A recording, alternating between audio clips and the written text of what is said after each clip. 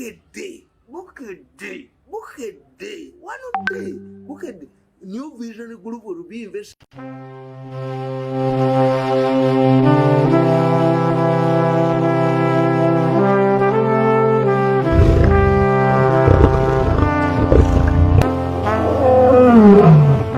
You tell me an incident where muzata dies on the same date and cries.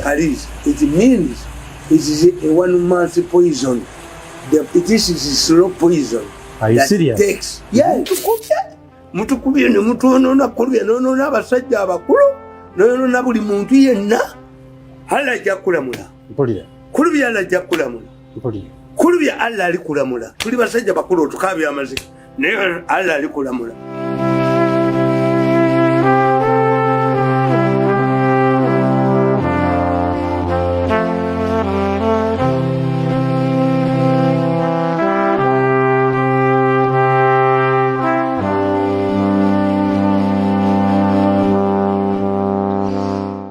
Tubaaniriza nnyo mwebale kuba abalabi balungi. Nsonga za nnaku ez'okufiirwa Seeke Muzata abadde akulira Ddaawa oba bwe kiri muzeeyi. Anti Ddaawa means kuyita bakkiriza. That's why the bafuna obuzibu mu constitution y'Obusiraamu bwe bagenda mu kkooti baababuuza nti mufuti wa Uganda abeera ne sharia diguli ya sharia ndi equivalent Ddaawa. Ddaawa kwe kuyita abakkiriza evangelization ngaffe mu Christianity omubuulizi w'enjiri. Naye there are two striking things. Muzata and Kalisa almost on the same day. It is said that they died on the 4th. Of 1 month. They all died on the 4th. Yes. One died on the 4th of November. What does it another mean? Died on the 4th of December. And they all belong to the Kibuli faction. And you see, Ugandans don't have time to think when life thinks. Bucket the newspaper has been carrying out a malicious campaign against Muzata, going to the extent of visiting even the area. We call it inoculation theory. Who told the Bucket the editor one day he will be arrested? Because he will be arrested. This in Uganda, in advanced countries, in Europe and America, newspapers go to prominent people like Muzata and get their biography. So when somebody dies, you have already put some information on the computer. What changes is when is the date of your death. But this is not practical in Uganda. But in this man's death, Sheikh Muzata, bukedde, one day, bukedde. New Vision Group will be investigated. I pray to God nti kwabusenga ne kulubya bawangala ensebala muli bulungi nga basajja bakadde bateke kulubya ku kizindalo nga bamulinnye omutwe ayogera abamulagiranga. Bukedde prepared the nation. Bukedde has been publishing articles, negative articles about Muzata, how he treats his wife, how he deviates from his preaching. He preaches to couples, married couples. You remember, he was the chief preacher at Rema's wedding. But Bukedde has been directing all of this, bringing interviews of his wife. This was not a divorce case. No, the man was sick. Kulubya, one day you pay. Because look, the stories they were publishing were marriage when the man was sick. Even last night, Bucket the radio had already made a preparation of stories, selected articles. What did was the Buked managers visited by an angel to prepare? At the same time, they are talking about a man who is sick, who would have already been dead, about his marital problems. As if the battle is between a divorce case. Because such a cases are written and published by newspapers when you are facing a divorce case. But they had already prepared. The public. In fact, Buked is the only newspaper that has come with the Muzata's story as a headline.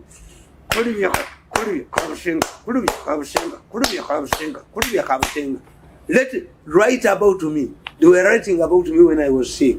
I knew he was pretending as you. Hey, omwana wa mirundi akabiti nolinjo batamu na batamu enyumu na tamo kasajja na tamo obusajja obubiri. The public won't realize that these are agents of killer. Kino kyoyita inoculation. Yes, to prepare the public. So Buked was preparing the public. Don't mourn Muzata as a Kiralik, as a Kirini man.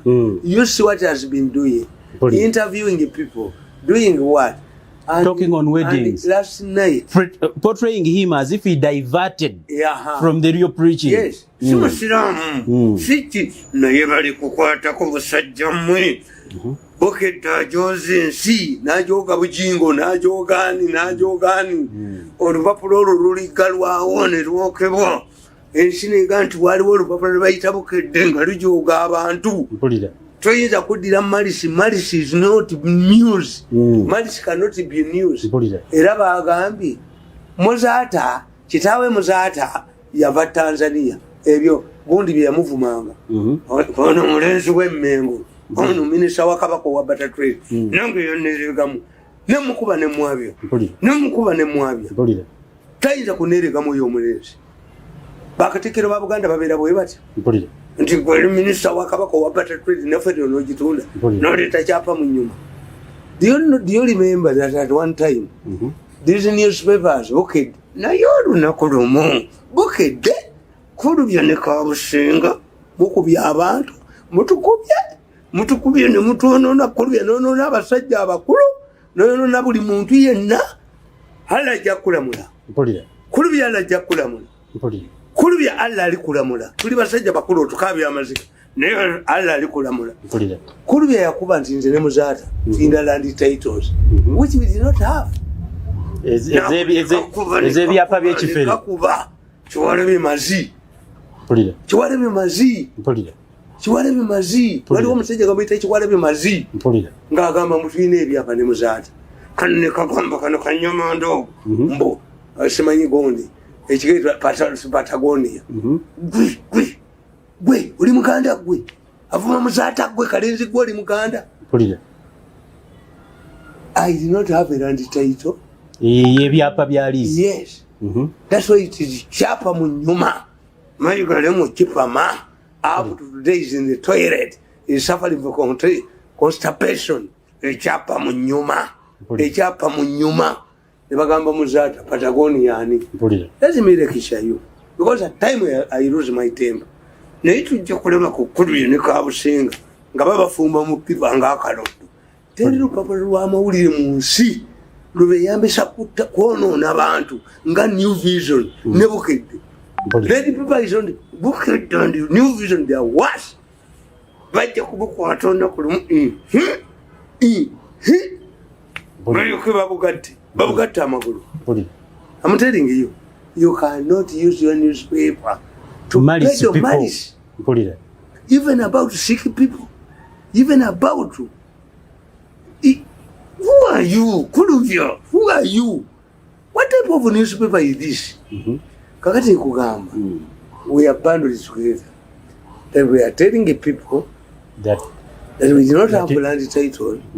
I do not have a land title. That's why I almost strangled this man. I almost strangled this man. Of NBS. Why? He was insisting that I had a land title. I cannot have a land title. No, because Elisa, no, I know that Elisa can give you 5 years of evaluation. Mengo is not a trusted institution. And in fact, if Mengo tries to evict us,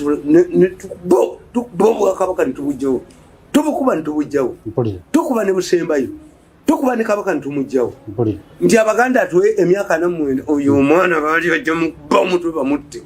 That's why he's quiet. Era lwe lupapula lwe lumu lwe lwali mu issues zammwe nga bwe mwafuna ebyapa gwe ne muzaata naye kulu byaliragawa kulu by'abaana baabategekedde ki bazzukulu kuba kulu byatayinza tuga nti I'm being used. Why don't they use other newspapers? Lwaki kulubya beeyambisa gwe kulubya lwaki bakweyambisa? You cannot tell us that I was being used. No, we shall grab you like a grasshopper. One day we shall grab you like a grasshopper. But it is a point of no return. Mpozi ngotegeka kudduka oba to commit suicide. Kakati nkugamba nti in their program last night on Bukete, they insinuated that Muzata originated from Tanzania. Stupidity and foolishness. At that time, they don't know Uganda. Uganda was an imperial power. Uganda had what we call ensemvujirizi. Okuvujirya means that where you get revenue. Okuvujirya means where you get money to sustain yourself. Chiziba, which is current Tanzania Kagera, salient. That's why Amin wanted to claim it, was under Uganda.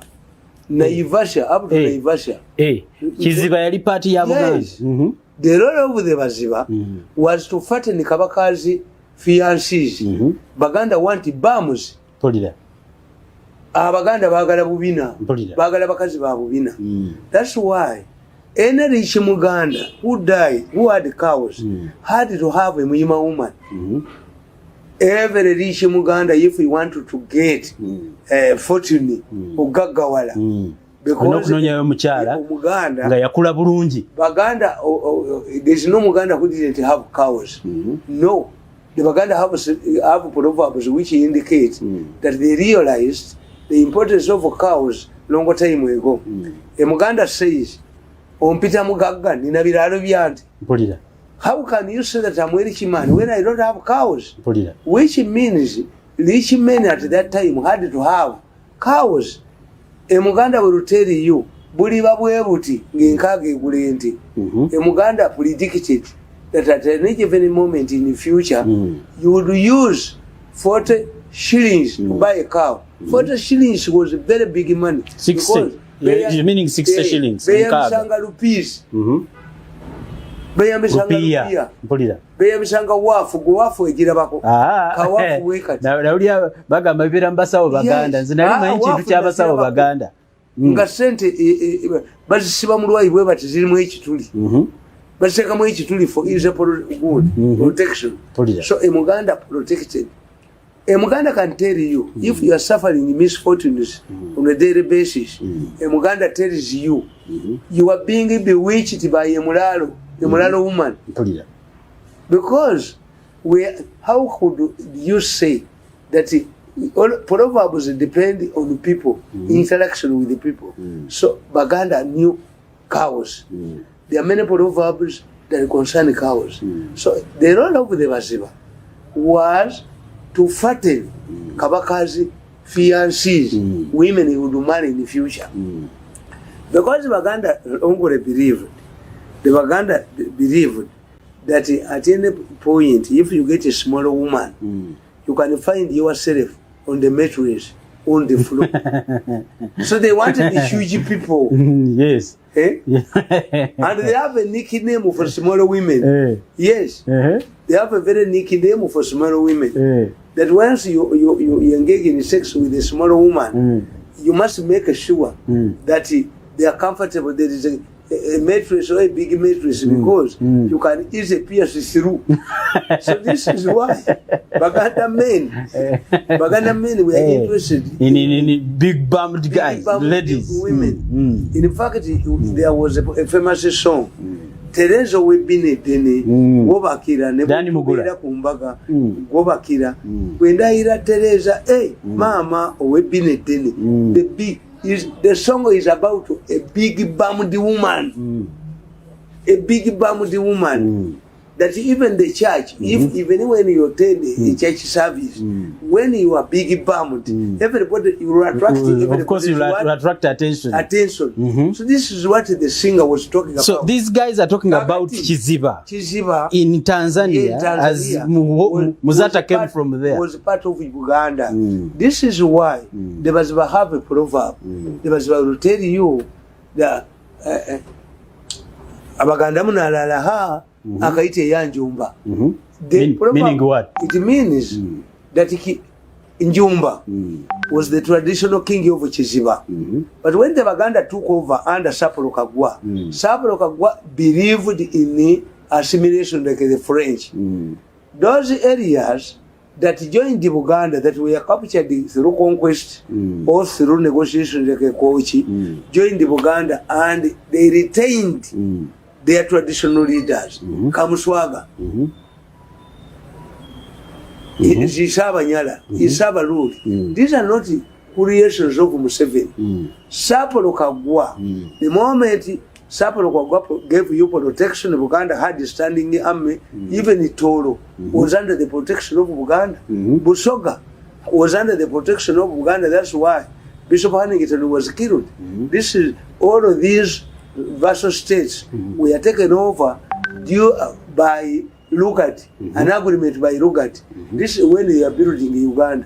This is when the Lugard agreement with Mwanga is when Uganda surrendered its vassal states, the territories. So this book had the cheap talk about Muzata. That is a Tanzania. That is a Tanzania. What about the head of the Rugave Kiran? Ndugwa Semakula. His father Kasepeo originated from Tanzania. I even hear the Semoger's father Kapiri. His mother is called Namwendero. These were Kiziba names. If I'm not mistaken. Why? They came with the missionaries because the Catholics originated from Tanzania. That's why they came through Tanzania. Yes, we had the martyrs in Uganda, the Catholic martyrs, but the first person to be ordained cardinal was Rugambwe, Tanzanian, because the Germans had established Catholicism in Germany, in Tanzania, which was under German rule. This is why when Mwanga escaped from Uganda, entered Tanzania, a German territory, because Mwanga had signed an agreement with the Karl Peters, which put Uganda under German influence. This is why when you go to Germany, you will find a Uganda street. At one time, Uganda was under German rule. In fact, when you look at the German flag and ours, it's a question of the colors and the arrangement of the colors and the repetition. We have the same colors. So this is the influence of the German influence, of the Catholic influence. I want to see the relationship between what these guys were saying. Many people, the Baganda who were sent, to Tanzania, to Kiziba, identified the good people, their servants. Nsibambi, Professor Nsibambi's family, they are not a traditional Baganda. Nsibambi's family came from Sicilies. With Mwanga, these are the people who... I see their color. The way they are colored. They came from Mugund. Nsibambi was not a traditional Muganda. No. But his parents in the Sicilies had been identified by the colonial government to attend to Mwanga.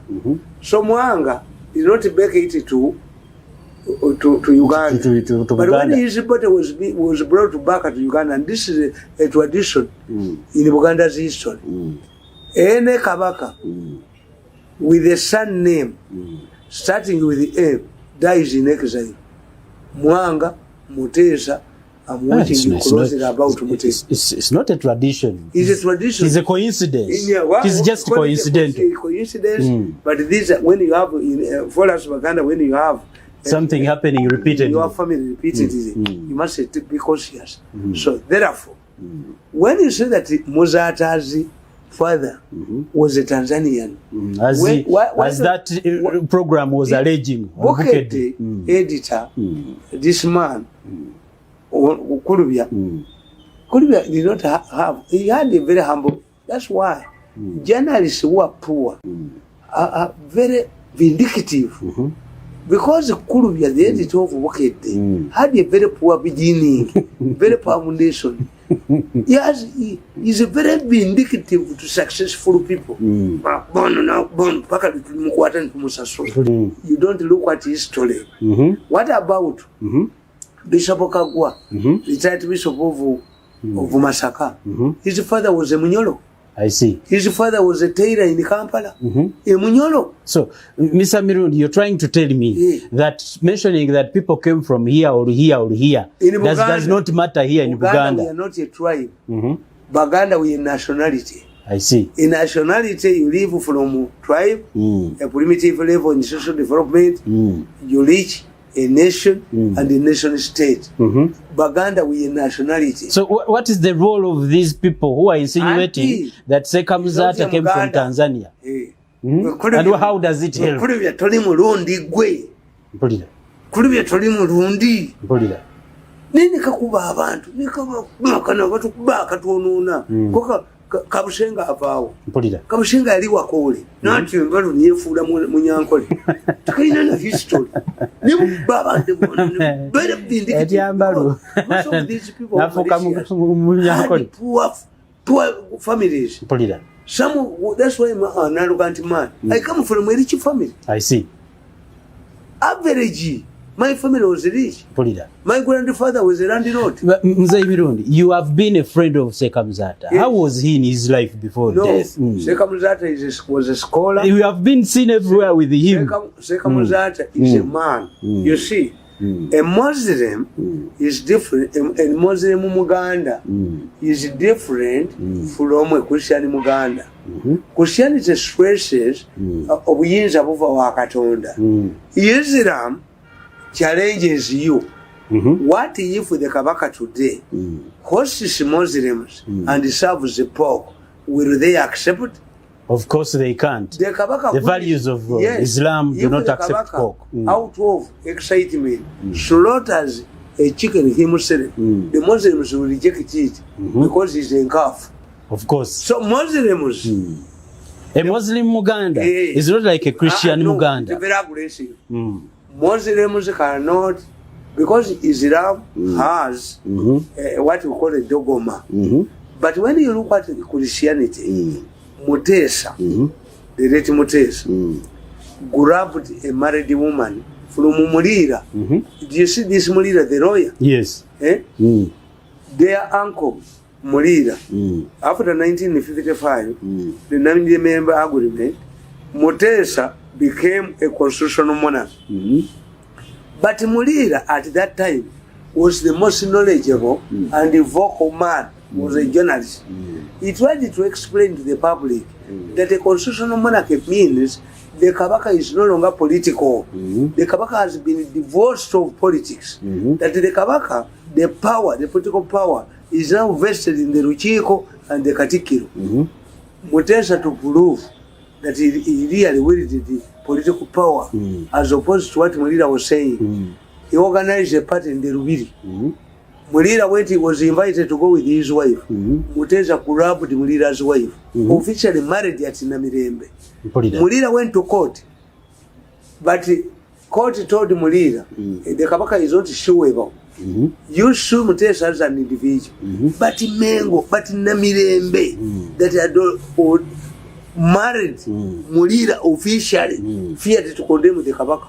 I see. So a Christian church, for them, instead of maintaining the importance of marriage officially in church, to give it weight, that if you marry in church, and because they could not confront the king, the Kabaka, politely or indirectly. Even the Pope was accused of not confronting Hitler, but he defended himself. Hitler, I was talking to him diplomatically, but the Namirembe church did not condemn Mutesa. I see. If Mutesa had grabbed the Muslim woman, the Muslim cleric like Muzata would have come up to condemn him. Of course. Yes, there was an incident where Mutesa visited a girls' secondary school in Kaliso, across the King, and it was his practice, like a Muswati, to grab beautiful younger girls. When he grabbed a younger beautiful girl from across the King, the then Archbishop of Kampala, Joseph Chiwanwa, intercepted his convoy. I see. And picked the woman from Mutesa's vehicle. Said, if you want to marry this daughter, marry her after consultation with her parents. I see. At that time, do you expect Luanga to do this? No, by now. Luanga, who is an agent of men. So I'm not sure about that. Muzata, Islam empowers Islamic clerics. Because for them, they are guided, the Quran. So himself as Muzata was a very empowered Islamic cleric. Yes, cleric. Because Islam empowers you. Islam gives, unlike Jesus. Jesus was son of God, according to Christianity. But Jesus was very, very brief about heaven. The Muslims talk about heaven. In a very detailed format. Prophet Muhammad went to heaven and he gives accountability who were there. And he talks about his encounter with God, although he does not describe with how God looks like. And it says how the people who dominate Jahannama. Jesus doesn't tell us. What is that? Therefore, the Islamic faith tells the Muslim how to conduct himself. Even when the Muslims will tell you, after 40 days, the neck separates from the other body. And sing kutukako. Who has this? Christianity does not have this. So the Islamic clerics. That's why they don't are empowered by the religion. Yes, they are empowered. So it gives them freedom to talk about things that matter in society. Because they don't go through somebody as Christians. Tuchikusabanga tuina mu mwana we Yesu Kristo. A Muslim goes through Allah. They always refer to Allah, their Quran, their holy book. So it a Muslim cleric, an educated man like Muzata, for him he reverts to. And in fact, Muzata, even the Chibuli faction where was spokesperson, feared him. Like the government fears me. Government fears me. Are you serious? Yes, they fear me. Why? Those people fear me because I'm well-educated, I'm knowledgeable, and I'm not intimidated. Of course. Yes. You've heard any BC people calling me. I will never go back. They almost spoiled my program today. I will never go back to any BS. I'm like a pig. I don't have reverse gears. If I want, I have a project. Nobody will ever see me on any BS. No. I will use other channels. Let me tell you, how many viewers do we have on our platform? Of course, we have a following of 50,000 people every day for 24 hours. Because it is clear, it's a weighing machine. How many viewers do watch the highest watched program on NBS? Of course, the most watched programs on NBS were your programs when you were still there. So why do I go back?